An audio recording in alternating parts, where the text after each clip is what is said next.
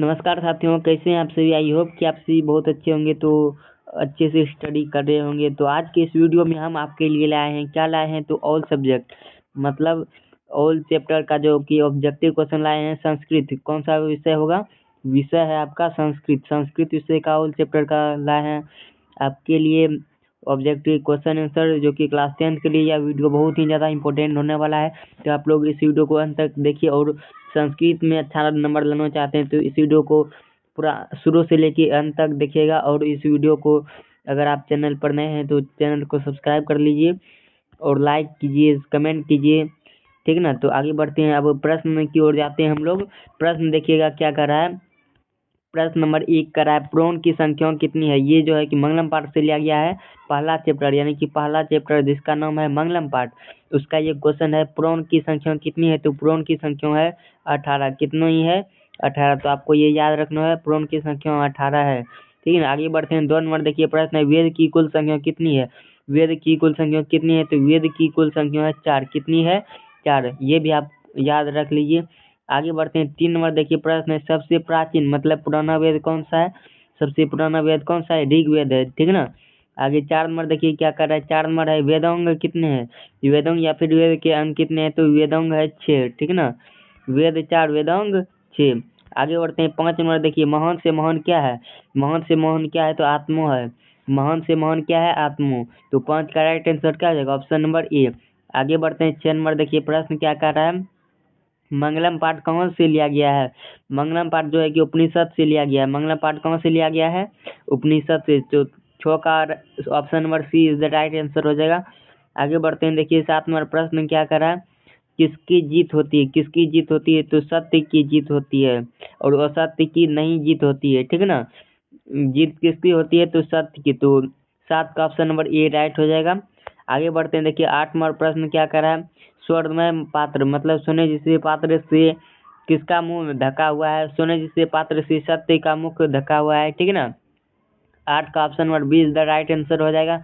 आगे बढ़ते हैं, 9 नंबर देखिए प्रश्न है, पटना का इतिहास कितना वर्ष पुराना है। पटना का इतिहास जो है कि 2500 वर्ष पुराना है। ये क्वेश्चन आपके बिहार बोर्ड में बहुत बार पूछा हुआ प्रश्न है, ठीक ना। आप लोग इसको याद रखिएगा।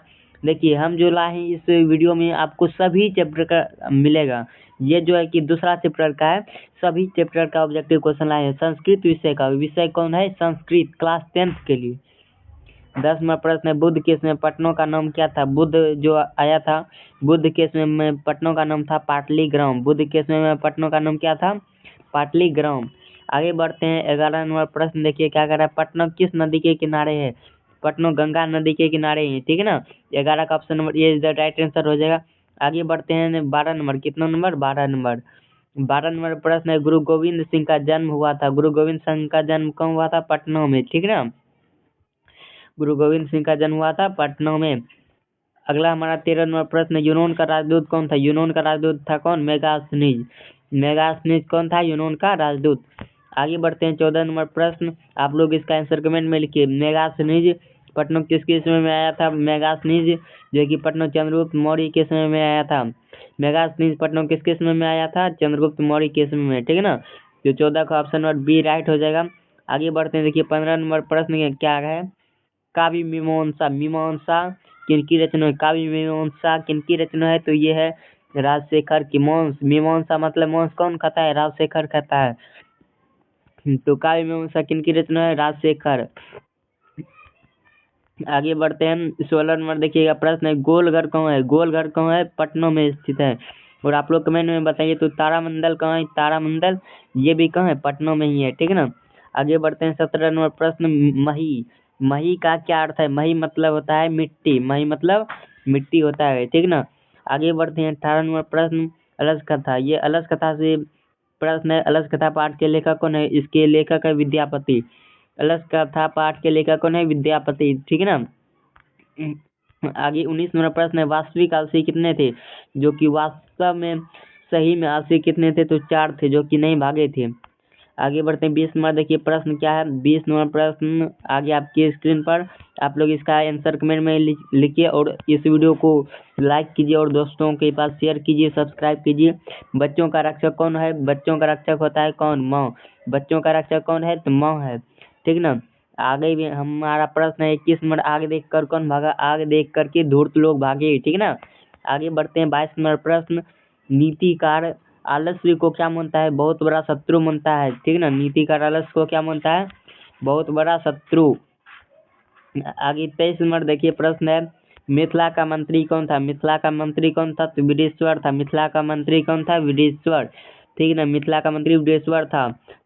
24 नंबर प्रश्न देखते हैं, क्या है विशाल, क्या है विशाल, जो है कि क्या है विशाल है हमारा संस्कृत साहित्य, संस्कृत साहित्य क्या है, विशाल है।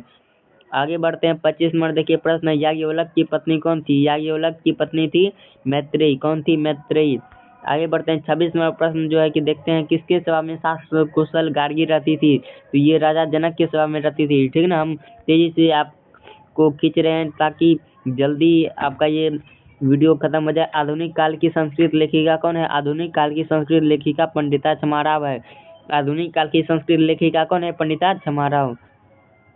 हम आगे हम देखने वाले हैं क्या, 28 नंबर प्रश्न देखिए, कंपन राय की रानी कौन थी, कंपन राय की रानी कौन थी, गंगा देवी, कौन थी, गंगा देवी। गंगा में क्या होता है, कंपन उत्पन्न होता है, इससे आप याद रख लीजिए, कंपन राय की रानी तो गंगा देवी। आगे हमारा 29 नंबर प्रश्न है, अच्युत राय की रानी कौन थी, अच्युत राय की रानी थी तिरुमलांबा, अच्युत राय की रानी कौन थी, तिरुमलांबा। 30 नंबर देखिए प्रश्न है, वरदाम्बिका परिणय किनकी रचना है, देखिए वरदाम्बिका, वरदा को क्या करते हैं, तिरिक लंबा, मतलब तिरुमलांबा। वर्दा को जो है कि क्या करेंगे, तीर करके लंबा करेंगे, तिरुमलांबा। वर्दम्बिका परिणय किसकी रचना है, तिरुमलांबा का। आपको याद करने का हम ट्रिक बताए, ठीक है ना। 31 नंबर देखिए प्रश्न है, मधुरा विजयम किनकी रचना है, मधुरा विजयम, मधु, मतलब मधु जो है कि गंगा में मधु उत्पन्न होता है, तो इसका ऐसे याद कीजिएगा आप लोग, गंगा देवी, ठीक है ना। आगे 32 नंबर देखिए प्रश्न है, पंडित महाराव के पिता का नाम क्या था, इसके पिता का नाम क्या था, शंकर पांडुरंग, और इसी के पिता के नाम से ही शंकर चरितम इसने इसका जीवन चरित्र लिखा था। कौन सा, शंकर चरितम। इसके पिता का नाम हो गया क्या, शंकर पांडुरंग। आगे बढ़ते हैं 33 नंबर देखिए प्रश्न क्या है, तिरुमलांबा का समय है, तिरुमलांबा का समय क्या है, तिरुमलांबा का समय क्या है, आप लोग इसका आंसर कमेंट में लिखिए। तो तिरुमलांबा का समय क्या है, समय या फिर शासनकाल भी रह सकता है। तिरुमलांबा का शासनकाल है कितना, तो 16वीं शताब्दी, इनका समय क्या है, 16वीं शताब्दी, ठीक ना। तिरुमलांबा का समय है 16वीं शताब्दी, आपको ये याद रख लेना है, ठीक है ना। आगे बढ़ते हैं 34 नंबर देखिए प्रश्न क्या है, शंकर चरितम किनकी रचना है, शंकर चरितम, शंकर पांडुरंग इनके पिता का नाम है, उन्हीं के पिता के नाम पर शंकर चरितम जो लिखा है किसने, पंडिता छमाराव ने लिखा है। किसने लिखा है, पंडिता छमाराव ने। 34 का ऑप्शन और ए इज द राइट आंसर हो जाएगा, ठीक है ना, आपको याद रख लेना है। आगे बढ़ते हैं 35 नंबर प्रश्न, विजयांका का वर्ण यानी कि वर्ण मतलब रंग, विजयांका का रंग कैसा था, तो ये था श्यामा, मतलब काला रंग की थी, ठीक है ना। आगे देखिएगा प्रश्न क्या करा है, आगे हमारा प्रश्न है, वर्तमान काल की लेखिका, वर्तमान काल की लेखिका कौन है, तो वर्तमान काल की लेखिका है मिथिलेश कुमारी मिश्र, वर्तमान काल की लेखिका कौन है, मिथिलेश कुमारी मिश्र। आगे बढ़ते हैं 37 नंबर प्रश्न है, अथर्ववेद में कितनी ऋषिकाओं का वर्णन है, अथर्ववेद में 5 ऋषिका का वर्णन है, और ऋग्वेद में कितनी, 24 है, ऋग्वेद में 24 है, और अथर्ववेद में 5 है, ठीक है ना, आपको ये याद रख लेना है। आगे 38 नंबर देखिएगा प्रश्न है, कौन गीत गाते हैं, तो कौन गीत गाते हैं, देवतागण गीत गाते हैं। कौन की गीत, तो भारत भूमि के गीत गाते हैं, ठीक ना, आपको ये याद रख लेना है। आगे बढ़ते हैं 39 नंबर प्रश्न, 39 नंबर देखिए प्रश्न है, भारत में पाठ के लेखक कौन है, भारत में पाठ के लेखक है महर्षि वेदव्यास, ठीक ना। आगे बढ़ते हैं 40 नंबर प्रश्न, 40 नंबर देखिए प्रश्न है, देवतागण क्या गाते हैं, देवतागण क्या गाते हैं, तो गीत गाते हैं, देवतागण क्या गाते हैं, गीत गाते हैं, ठीक ना। आगे बढ़ते हैं 41 नंबर प्रश्न, देखते हैं क्या कह रहा है। 41 नंबर प्रश्न आपकी स्क्रीन पर, आप लोग इसका आंसर कमेंट में लिखिए, देवतागण किस देश की गीत गाते हैं, देवतागण भारत भूमि की गीत गाते हैं, ठीक ना। तो 41 का ऑप्शन और 20 द राइट आंसर हो जाएगा। आगे बढ़ते हैं 42 नंबर प्रश्न, 42 नंबर देखिए प्रश्न है, भारत भूमि किससे सीमित है, भारत भूमि सागर, वन, पर्वत और निर्झर, ये सभी चीज से सेवित है, तो इसका right answer option number D हो जाएगा। 42 का option number D is the right answer. आगे बढ़ते हैं 43 नंबर प्रश्न देखिए क्या कर रहा है, संसार का गौरव देश कौन है, संसार का गौरव देश भारत देश है, कौन है? भारत देश। तो 43 का option number D is the right answer हो जाएगा। आगे बढ़ते हैं 44 नंबर प्रश्न देखिए है, संस्कार कितने? संस्कार की कुल संख्या कितनी? 16, और 16 संस्कार को 5 भागों में बांटा गया है, ठीक है ना। जन्म से पूर्व 3 संस्कार है, उसके बाद शैशव संस्कार कितने हैं? शैशव है 6, और शिक्षा में 5 आ गया, एक है विवाह संस्कार और एक है मरणोत्तरम संस्कार, मृत्यु के बाद जो होता है। कितना हो गया? 6 3 9 1 10 11 11 5 16, ठीक है ना, पूर्ण गया 16 संस्कार। आगे देखिएगा 45 नंबर प्रश्न है, जन्म से पूर्व कितने संस्कार है? तो आपको याद रख लेना है, जन्म से पूर्व 3 संस्कार है। कौन कौन? जन्म से पूर्व कौन कौन संस्कार है? पहला है गर्भाधानम, गर्भाधानम। उसके बाद दूसरा कौन सा संस्कार है? गर्भाधानम, पुंसवनम, और तीसरा हो जाएगा सीमंतोनयनम, ठीक है ना, सीमंतोनयनम। पहला हो गया क्या? गर्भाधानम, दूसरा पुंसवनम, तीसरा सीमंतोनयनम। इस तरह जन्म से पूर्व जो है कि 3 संस्कार हो जाएंगे, ठीक है ना। आगे देखिए बढ़ते हैं 46 नंबर प्रश्न, शिक्षा रूपी संस्कार कितने हैं? देखिए शिक्षा बच्चा कितने साल में ग्रहण करता है? तो मिनिमम आपको याद रखना हो कितना? 5 वर्ष। तो इसलिए इसका यह टेक्निक हो गया, शिक्षा कितने साल में ग्रहण करता है? तो 5 साल में। तो शिक्षा रूपी में संस्कार हो जाएगा कितना? 5, ठीक है ना, आपको ऐसे याद रख लेना है। आगे बढ़ते हैं 47 नंबर प्रश्न, महाभारत, महाभारत की रचनाकार कौन है? तो ये तो आपको याद ही है, वेद व्यास है, ठीक है ना। आगे बढ़ते हैं 48 नंबर प्रश्न देखिए क्या है, नरक के कितने द्वार है? नरक के 3 द्वार है, कितने? 3। कौन कौन? काम, क्रोध और लोभ।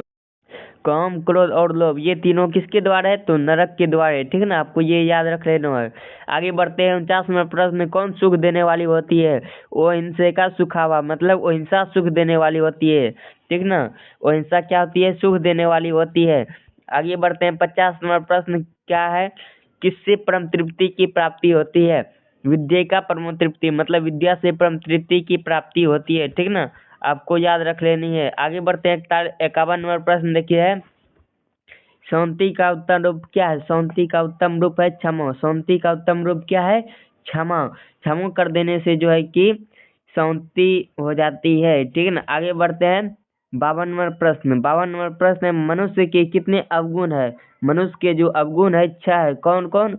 निंद्रा, तंद्रा, भय, क्रोध, आलस्य, दीर्घ सूत्रता, इस प्रकार कितने होगी? 6 मनुष्य के अवगुण है।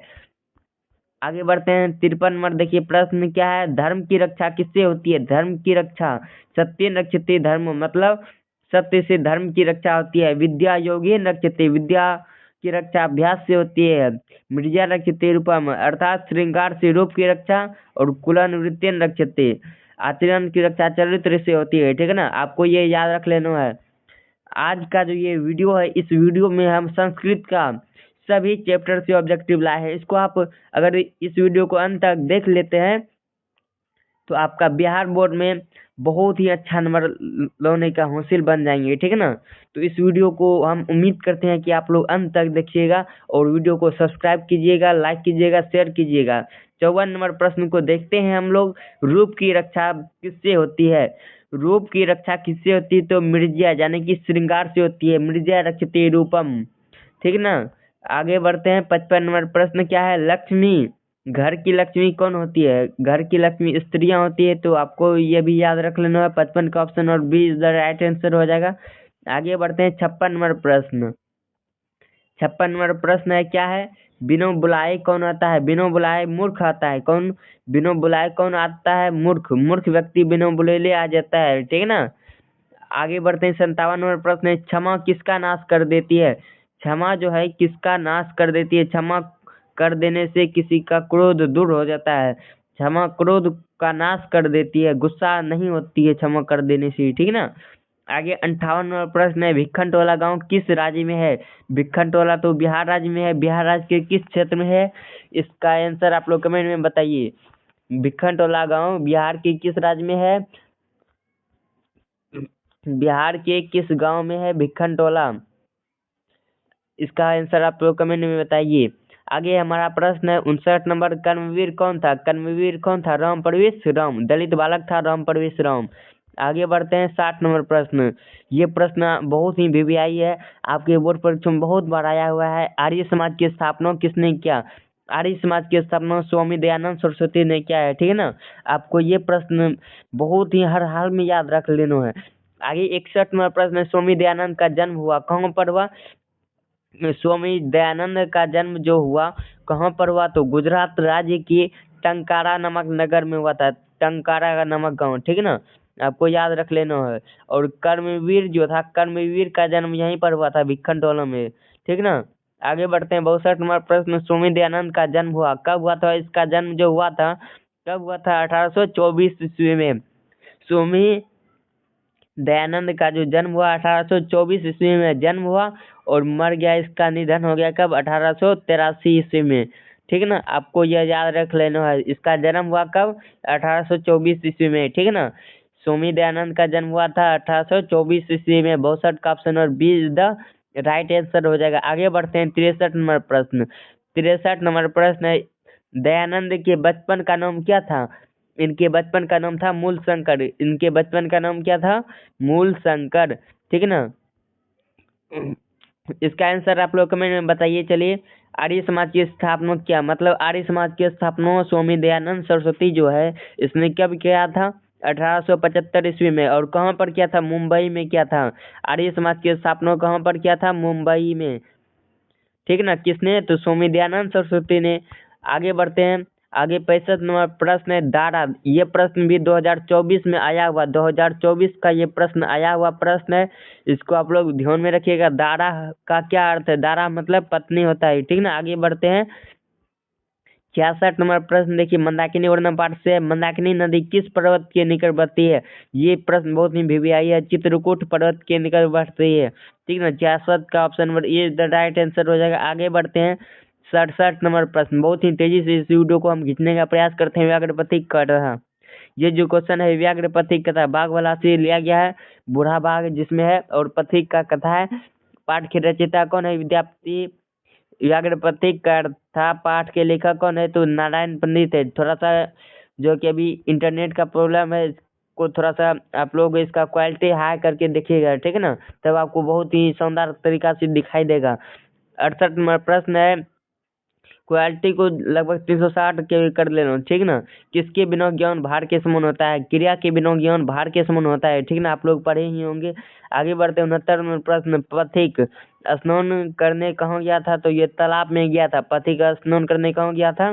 तालाब में गया था, ठीक ना। आगे हमारा जो है कि दानवीर कौन था? ये कर्ण वाला पाठ है। दानवीर कौन था? तो कर्ण था। कर्ण महान दानवीर था इस धरती पर। आगे बढ़ते हैं। 71 नंबर प्रश्न है, सर्वप्रथम शक्र यानी कि इंद्र को क्या देना चाहा? सर्वप्रथम इंद्र को क्या देना चाहा? इसका राइट आंसर क्या हो जाएगा? गाय। सर्वप्रथम इंद्र को क्या देना चाहा? गाय। लेकिन इंद्र क्या हुआ? नहीं लिया। वो तो आया था कवच और कुंडल लेने के लिए, ठीक है ना। आपको ये याद रख लेना है। आगे 72 नंबर प्रश्न है, ब्राह्मण के वेश में कौन आया? तो इंद्र जो है कि ब्राह्मण के वेश में आया था, ठीक है ना। का राइट आंसर क्या हो जाएगा? इंद्र जो है ब्राह्मण के वेश में कौन आया था? तो इंद्र आया था ब्राह्मण के वेश में, ठीक है ना। आगे देखिए बढ़ते हैं। आगे हमारा 73 नंबर प्रश्न है, वैर से वैर का संबंध क्या है? वैर से वैर का संबंध क्या है? असंभव है।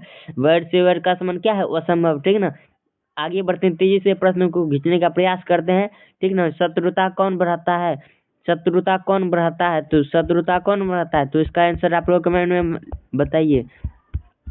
शत्रुता कौन बढ़ाता है? स्वार्थ बढ़ाता है, ठीक ना।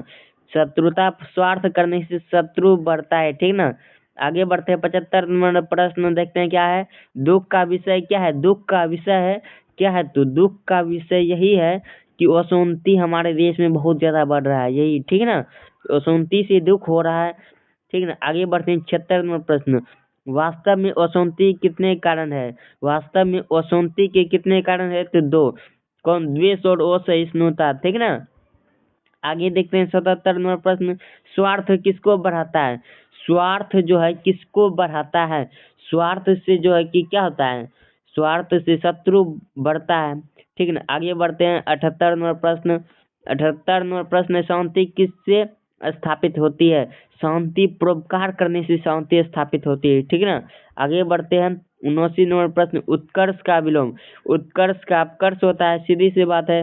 विलोम, विलोम मतलब क्या? उल्टा शब्द है। आगे हमारा 80 नंबर प्रश्न है, किससे असहिष्णुता का जन्म लेती है? द्वेष से असहिष्णुता जन्म लेती है, ठीक ना। तो आज आप सभी के लिए जो है कि हम 80 क्वेश्चन क्या लाए हैं, 80 क्वेश्चन लाए थे, 80 objective question all chapter Sanskrit class 10th का जो लाए थे वो हम करा दिए हैं।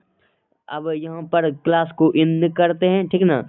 आज का क्लास कैसा लगा आप लोग कभी नहीं बताइए, और अगर वीडियो अच्छा लगा हो तो लाइक कीजिए और दोस्तों के पास शेयर कीजिए इस वीडियो को, क्योंकि ज़्यादा से ज़्यादा कीजिए ताकि आपका दोस्त भी इस वीडियो से संस्कृत में बढ़िया नंबर लाए, ठीक ना। मिलते हैं फिर अगले वीडियो में। आज के लिए बस इतना ही। Thank you.